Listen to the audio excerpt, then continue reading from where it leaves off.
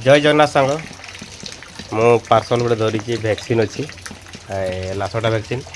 आउे प्रदीप कुमार पंडा पाखक पालड़ा जो अच्छी बासस्थान आने रिसीव करेंगे जगमोहनपुर रे तो मुझ बस रे देवी एवं 7टा हो जाइए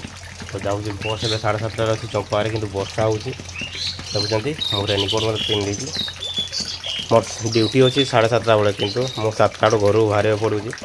कारण पार्सल देवाई खास आपण सेवार मुझे नियोजित अच्छी वैक्सीन मुझे राति आणिक घर रखी फ्रिज्रे 7टा वैक्सीन पठेबी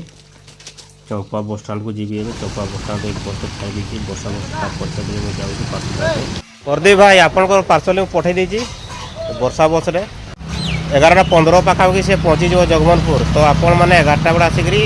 पहुँचे देव स्टाण्ड रू आप पहुँचला मत निश्चय फोन करेंगे मुझे